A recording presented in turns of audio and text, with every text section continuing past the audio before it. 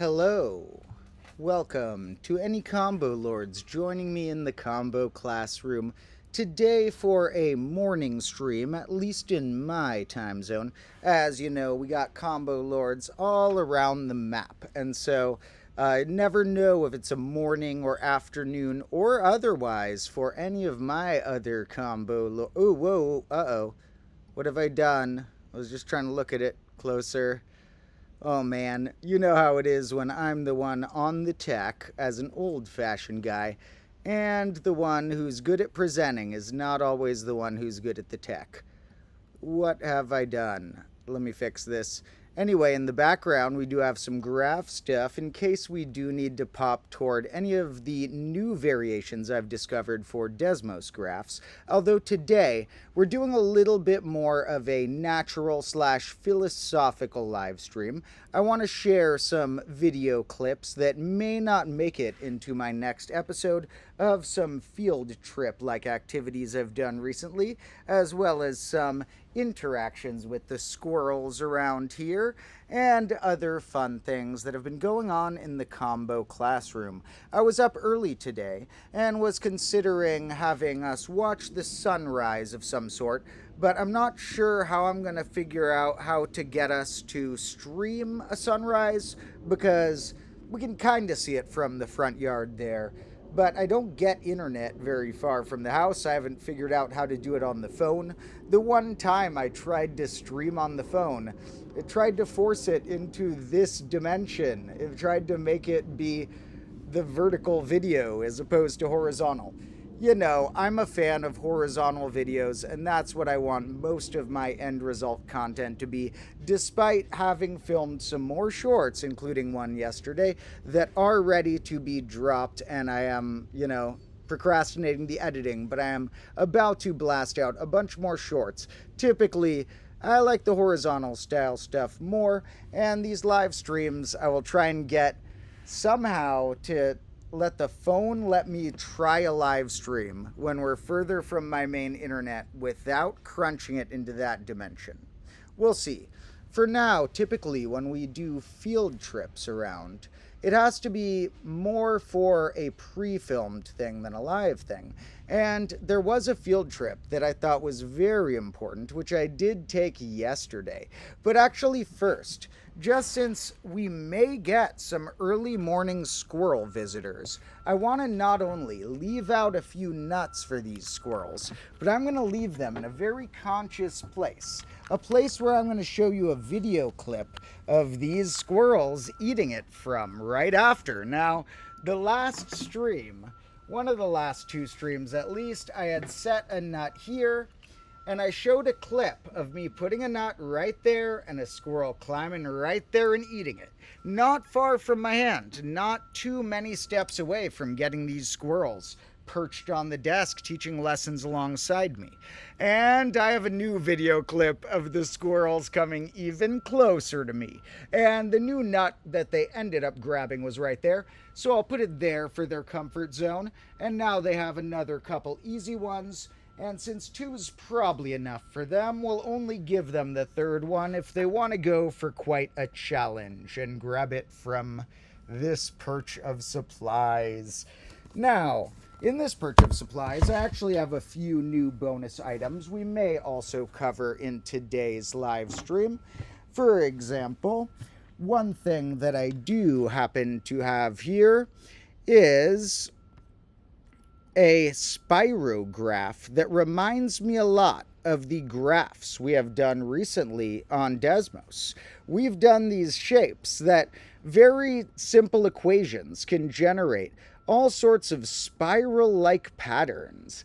And while some of these are more complex than this sort of little spirograph toy tool thing that I'm going to show in a moment, some of them are quite reminiscent. If I just say r equals theta, there's a nice spiral.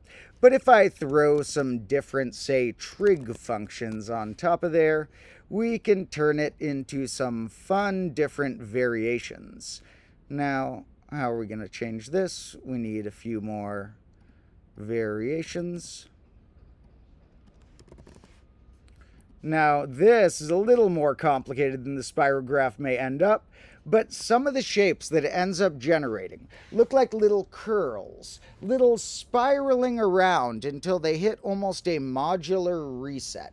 Like if you imagined you were looping around somewhere, well, if you didn't hit the right interval, you might keep looping and filling in new lines, and as long as the lines were given any sort of outline, ending up creating a whole blacked out circle of some sort.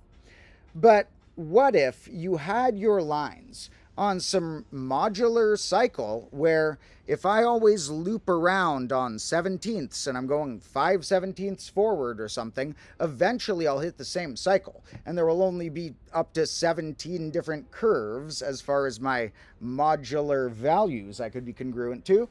And while I'm not sure if the creators of this game or toy were thinking about modular arithmetic, it is very reminiscent of some shapes we've seen before on our own little whipping up equations and seeing what they turn into experiments. And I figured we'll bring this out in case we need to try and draw any strange ones ourselves. I had some of these pieces out in some earlier episodes, but we haven't really gone too deep in seeing, can we actually draw one of those strange spirals? Now, I also have some other cool things that I have brought, one of which is this thing I got from, happened to be in my closet for some reason in my room, but deserved more to be in the combo classroom. These things actually have a specific name. I remember finding it funny when I first learned the name, that it's called, I believe, a Hoberman sphere. Let's see if I'm correct on that. Yes, it is called a Hoberman sphere. And it is a isokinetic structure patented by a dude named Hoberman. And there's a really big one. And who knew? You know, you've seen these things possibly, but did you know they are called Hoberman spheres? Maybe someday we'll get one as big as that in the classroom. That'd be pretty wacky to teach a lesson inside of one. Now, another thing that I also brought from the realms of corners of my room was a guitar. Now, don't worry, I have a working guitar too. This is not the working guitar you have seen me with before. This one is obviously a slightly more damaged guitar. This one right here is one of several that I have stashed away for the right opportunity. Because I used to work at a music shop for many years, and I would film wild videos even back then. They were a little less educational, and they were on a channel that almost none of you know about, that got almost no viewers, and I know almost none of you know about it, because it still has less than 30 subscribers. But I posted various videos, including ones where I would say, light old guitars on fire. Now, I'm not going to destroy something that has value. People got mad at me just from seeing me destroy a non-functional computer. People got to understand that I don't have much money. We're not destroying functional stuff here. We like to collect semi-broken things to be props that then could be destroyed in an artistic way without having lost much money or resource. Now, because of that, I figured, it would be fun to smash guitars, to light guitars on fire, all that back in the day. And I noticed that sometimes there were guitars that we essentially had to give away for free, if not throw away. Guitars that were cheap enough, originally maybe cost $100 American, that after being fixed, or after being broken and then being analyzed for what it would take to fix them, required more money to turn it back into any usable form than the original guitar was worth. And this is certainly in that category. This is a guitar that, to repair this, would cost more than building a new one, practically. So at this point, you're like, well, this isn't a valid instrument. And this one is so backwards and strange that we're going to have to figure out what musical or otherwise. Maybe we can still hear it. Yo, you hear that? We can still hear it. Whoa, that sounds cool because I can change the amount. Whoa. That sounds like a cartoon sound effect. If I ever make a cartoon, I need to do this for it.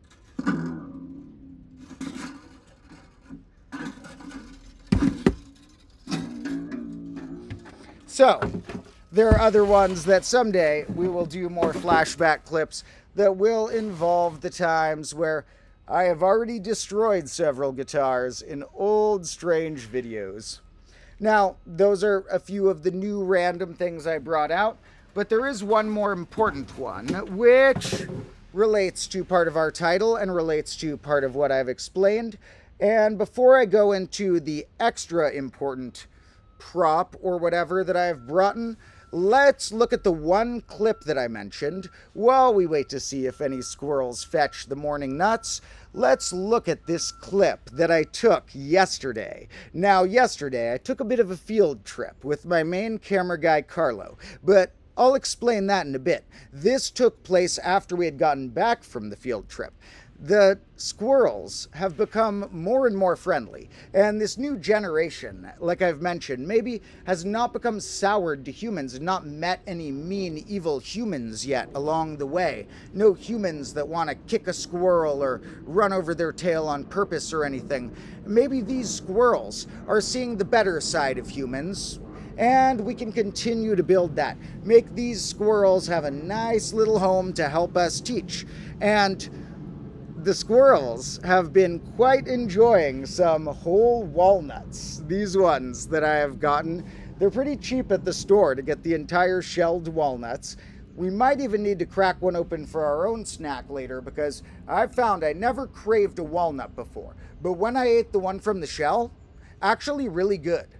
A lot better fresh out of the shell than out of a mixed nut bag. Now, let me pull open a little folder that I've been editing through of what I filmed yesterday, and this is for an episode that will involve blackberry patches, card games, prime numbers, all wrapped in a sort of surreal, extra combo classy package about arbitrary largeness. But at the very end, I'm going to try and put a very short clip of this squirrel that visited right at the end. And since I don't know if I'm going to get both of the squirrel clips in, there's one where I was saying the outro of the episode where a squirrel ran by, and you will certainly see that in the episode. But there's another one that I'm definitely not going to be able to fit the whole thing in, and I'm not even sure what of it I'll be able to fit in. So let me pull this open so you folks can get a little sneak preview of how awesome the squirrels and my relationship has been growing. These are becoming my friends. Now, I saw this squirrel over there. He had returned from an earlier shot where he was lurking around in that tree, climbing around. And as he returned, I ran and grabbed a nut, thinking, okay, I have just enough time to get a nut over to him before he scampers away, looking for other sources of fun or food. And so I approached him.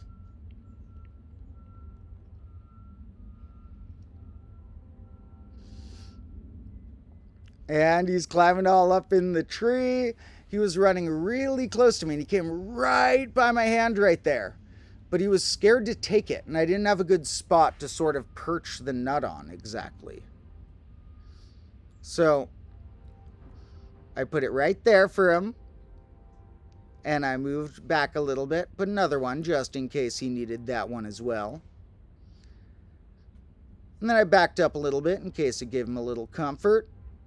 And what do you know? Bam! Got that nut in his mouth. That was a great shot, in my opinion. I love when we catch those squirrels. And then I say a random line for the outro there because I'm always ready for something random to happen while I'm filming an episode. So I have in the back of my mind a few lines that could be said at any sort of spot if something crazy is happening, such as the intro and outro of the episodes sometimes. So sometimes, like, we'll be filming and something unexpected will collapse. and I'll be like, okay, I gotta say something cool so I can work this into the shot. I haven't filmed the outro yet. I'm gonna say the outro line that I can have an excuse to work the thing collapsing into the episode or such. Now,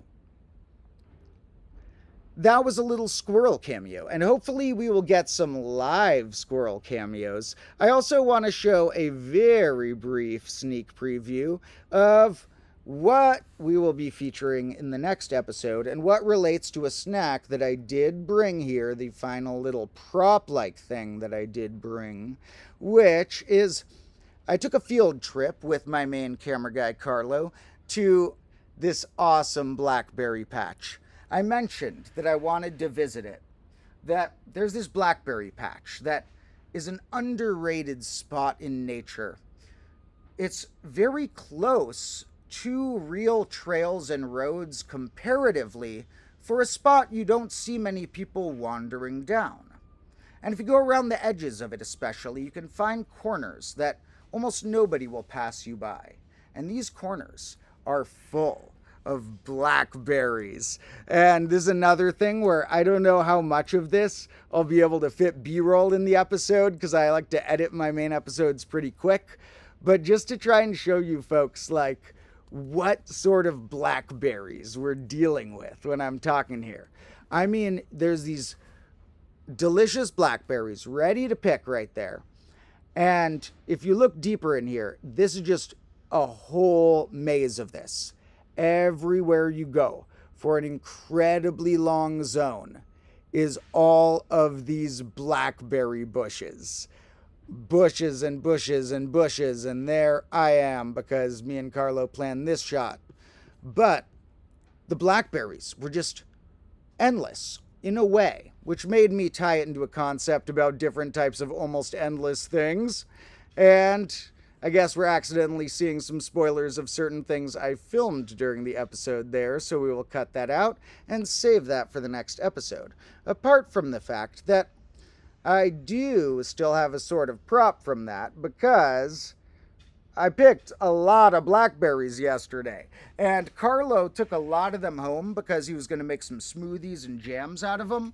But I still got some blackberries here. Now, they got a little beaten up because, as you'll see, they were on the whiteboard at one point in the episode. But whenever you see me treating fruit or food in general overly casually, like it's getting flung wherever, I, when possible, always eat it afterward. Such as in this case, where these are the gathered and cleaned blackberries. And this is just the smallest percent of what was picked then yesterday. And an infinitesimally seeming small percent of what could be picked from this patch. This patch. Now, you don't want to go there and like try and pick a billion to sell them or something, because that would be... Oh, the squirrel's coming.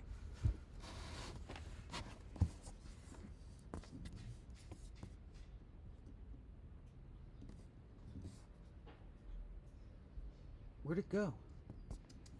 I left you some nuts, dude.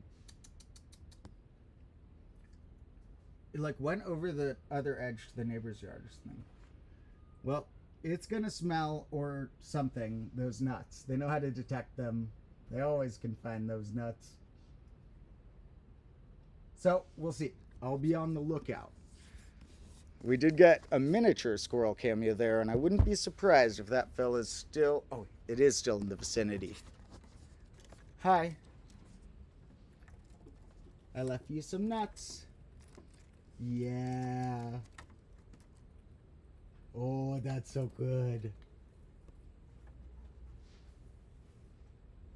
Now, it gets some nuts from the neighbors too, I think. I think it ends up getting more food than it ends up eating right away, because I see it burying some stuff. It might be burying the nuts. They also stash it maybe in trees and stuff. They have interesting techniques. Oh, and hey, we got a cat now, but oh, this is Sassafras. He's going because he wants to chase the squirrel. That was something I was going to mention the other day when I was talking about which of my cats can catch what. I got sidetracked talking about Dandelion or something. But Sassafras this strayish one, the newer one, does chase squirrels. He's slightly wilder. I don't know what he thinks he's going to do with a squirrel if he catches it. He's small even for a cat, so the squirrel is like a quarter of his mass. So I don't know what he's attempting to do with the squirrel. Almost seems like they've played games before, because I feel like the squirrel has like run in a way not fully trying to escape. But oh, he's going up the tree trying to get... Oh, dude. Yeah, no, don't get the squirrel. Come on, man. You're not going to catch it. No, Sassafras, you're not going to get the squirrel. But it seems like maybe they're playing games sometimes, because it seemed like the squirrel could have gotten away easier at certain times, but it was sort of looping around and chasing around with Sassafras, so I don't know. In any case, those are a few natural cameos, and I am going to have to eat a blackberry or two right here, and whatever we don't eat during the stream, I'm going to cook down into some sort of compote or some sort of quick jam-like thing, but I will return to that blackberry patch as well, and get so many that I'll have to figure out what recipes to cook with them, including the fact that I already have to make a lot of applesauce probably, because there's an abundance of apples out front. So with that abundance of apples, perhaps I will throw in a few blackberries and make a apple blackberry sort of combination of some sorts. So, that is an intro right there. Okay, I can't really touch the computer for a sec. Well, that's what the lab coat's for.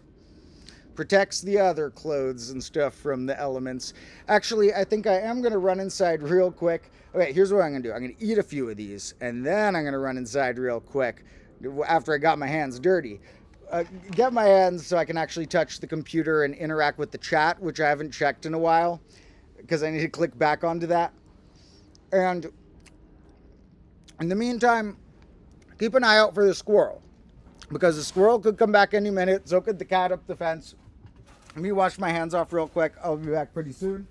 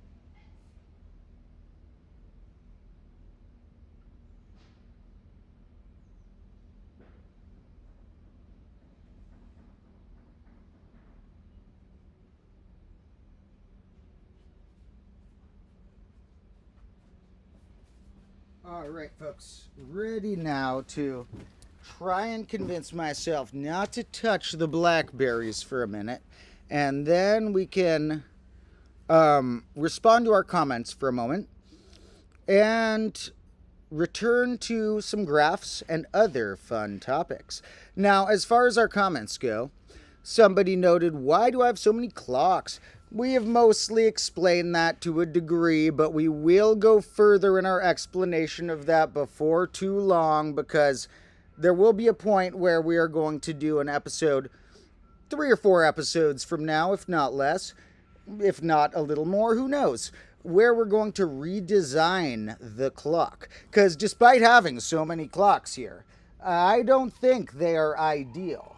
For example, one trait I've noted is that the 12s on top should be zeros. It should range from 0 to almost total amount of numbers, not from 1 to almost 1 more. Oh, the squirrel's there. He's getting the other one. He got the other one. Oh, I don't know if you saw that. The squirrel got the other one. I bet you he's going to bury that, because I don't think it needs to eat 2 nuts in a row right there. Now,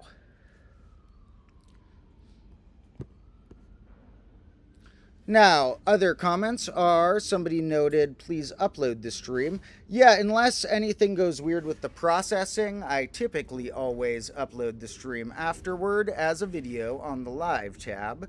And to anybody who said, did I see any mushrooms? If you mean on my field trip to the marina, I don't think I did this time, but I have seen them before. And somebody said, see if I can find some. Well, mushrooms do grow in interesting wet climates, so we could go hunting for those, and we will definitely come across those when we are in different parts of the woods or stuff. Now, let's see here. Apart from that, people noted that they were expecting that I was talking math. Now, I often have a mathematical note to some of the things that we're saying. It ends up often on a mathematical-ish thread. However, today's stream, like I said, was a shorter morning introduction. Oh, the squirrel is back again. He's looking for more. Okay, I did leave you a third nut here. If you come all the way to the desk, you can get the third nut. You got to go all the way to the desk to get the third nut. What are you doing on the staghorn fern?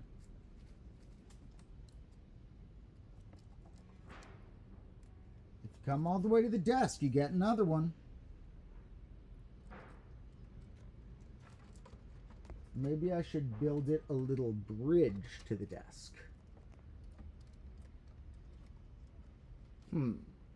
What sort of bridge can I build it? Out of like a stick or something? Here's what we're gonna do.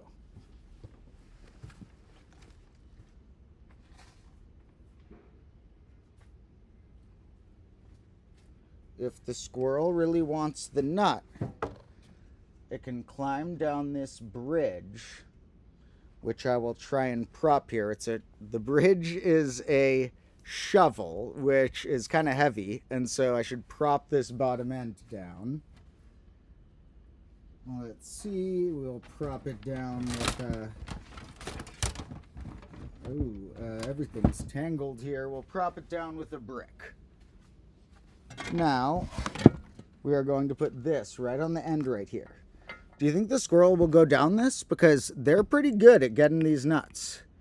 Think it'll go all the way down? I think it might. Look, I made a little bridge for you. I need to film this fella on my phone too. He's going wild.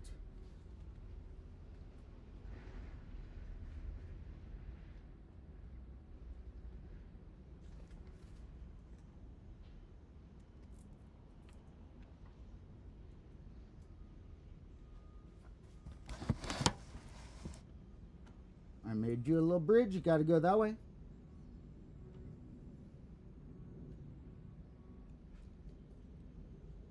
You want an easier bridge?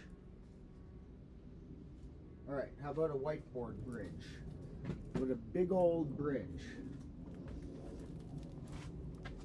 Here's the challenge for him.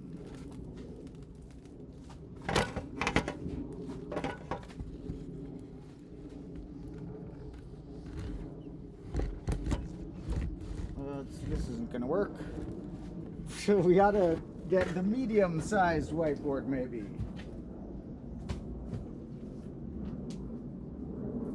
Here. Oh no, this is too small. Maybe I can use this on my old bridge and just give him an easier bridge there. Here's a little path.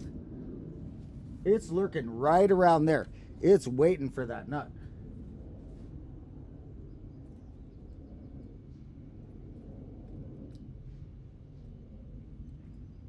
Go back over to the bridge.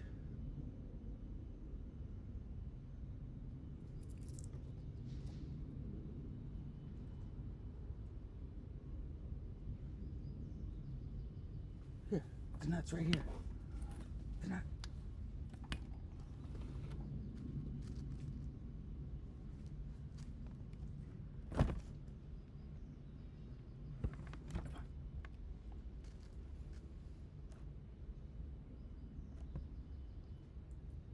I've never seen them on the staghorn fern before, but I've seen stuff they leave there. They leave little stashes up there.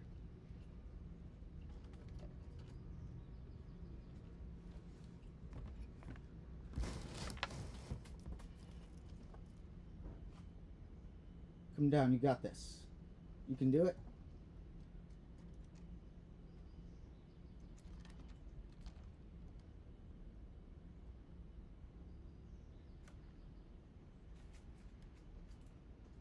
It keeps going over to the tree, but maybe it thinks I'm going to give in and put another nut on the tree because I'll feel bad.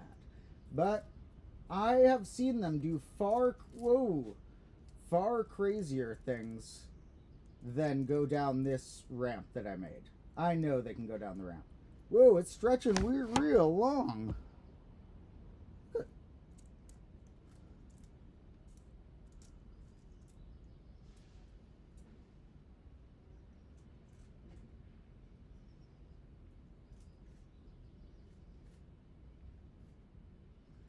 It's on the ground here now. Now it's on the back of the tree. I don't know when you can see all this. I'm filming it on my phone too because this is super cool to me. I love the squirrels getting more friendly with me now. Okay, we're going to give it an easier challenge. We will put the nut a little higher up the ramp. We'll put it right there. Hopefully if it tries to go get it, it won't knock it down. Here's a nut.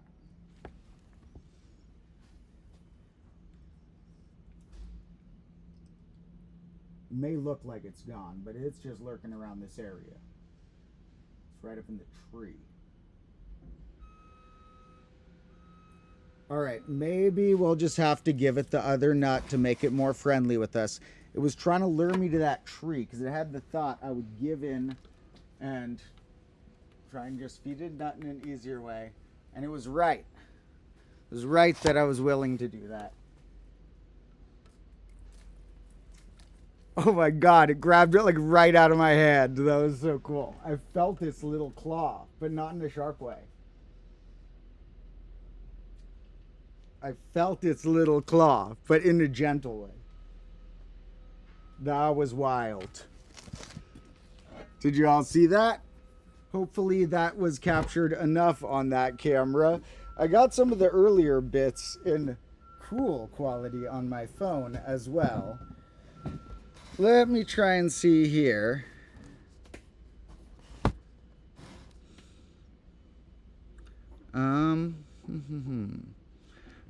Let me take 1 second to see if I could see that, what that looked like at all, just because.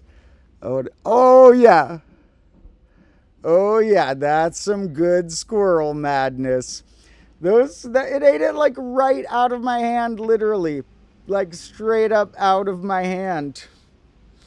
So now, okay, I looked it up. I was a little worried at first, like, can a squirrel eat out of your hand? And I looked it up once, and It wasn't completely reassuring because it said something like they don't usually bite and they don't usually carry rabies.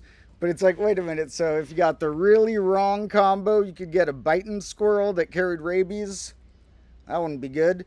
But in this case, I think these squirrels seem pretty good and safe. I'm going to try and get them eating even further out of my hand. Just ate that one out of my hand. No harm on me. Those little claws, it applied quite gently. So, that was pretty awesome. Now, in fact, that was really cool, and I want to go through my squirrel footage there.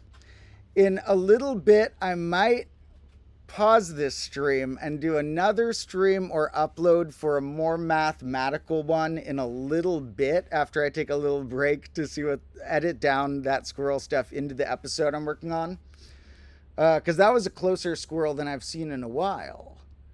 So I might try and cut that one down a little bit and pause the stream for a minute and then have our next stream, which I might do just like not long after this. I will try and do our graph sort of stream or something just shortly after I end this one.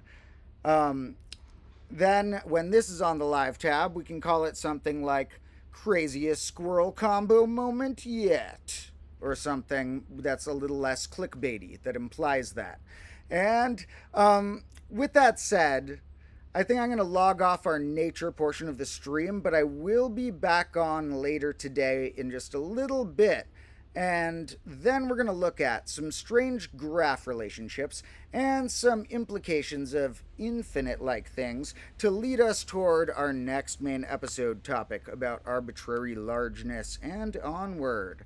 So I'll catch you all again before long, and for now I am going to log off with us having gotten a good nature combo right there, and I want to see if I can save that squirrel thing. I'm often a little worried that there's been times the stream goes long enough that then an internet error occurs on my end, and then it doesn't save any of the stream properly. So when something really cool happens, sometimes I'm tempted to cut it off a little shorter and then restart as a separate stream. So we'll be back on with another sort of graph-related thing shortly, maybe about 20 minutes from now. And hope you enjoyed some little squirrel-related things. We're going to get some more of those in the future for sure.